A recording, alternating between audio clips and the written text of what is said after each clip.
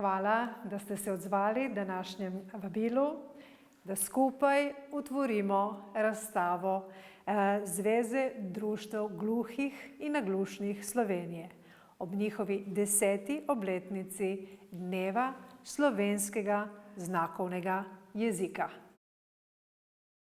V galeriji Alga v Izoli so se v preteklih tednih obiskovalci lahko poglobili v čarobni svet umetnosti gluhih in naglušnih ustvarjalcev. Otvoritev likovne razstave, ki je potekala 7. novembra v počastitev 10. obletnice Dneva slovenskega znakovnega jezika, je združila več kot 20 gluhih in naglušnih umetnikov iz različnih krajev Slovenije. Dogodek je organizirala Zveza društev gluhih in naglušnih Slovenije v sodelovanju z Društvom gluhih in naglušnih Južne Primorske. Danes vidim kar nekaj bogatih slik naših umetnikov iz krajev Slovenije, res bogate, barvite,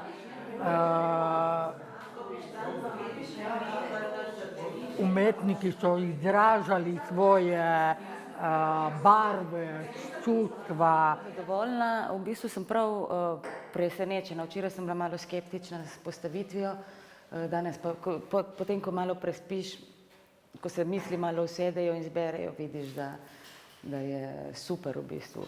Z društvom sodelujemo že nekaj let, v bistvu spremljamo tudi napredek njihovih ustvarjalcev, ki je res izjemen, dejansko slikarji, ki so mogoče drugačni prav v tem pogledu, da so gluhi ali naglušni, zelo drugače dojemajo svojo okolico in to tudi predstavijo v svojih slikah. Ritev, ki je potekala drugače, se pravi brez nekega glasbenega programa oziroma precej tišje kot ponavadi, nam odpira nova vprašanja in nam odpira tudi nove perspektive, kako doživljamo mi njihov svet oziroma oni naš.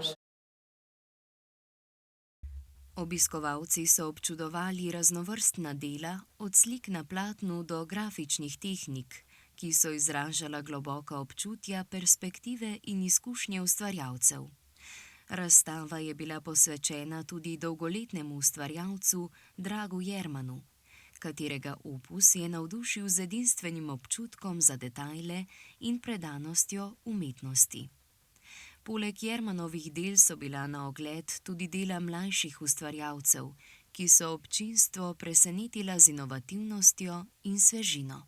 Ja, danes prvič razstava v Izoli, sem prišla presenečena, lepi občutki, jaz verjamem, gluhi so sposobni, nadarjeni za risanje umetnosti, kot podobno, kot pišeš, enako vredno, zato sem zadovoljna.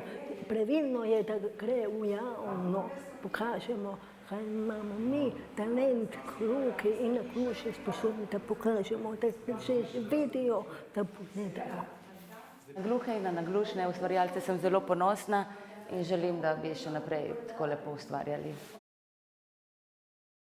Galerija Alga v Izoli je z gostovanjem tega izjemnega dogodka pokazala, kako močno umetnost lahko združi skupnosti in povzdigne glas tistih, ki običajno ostajajo preslišani.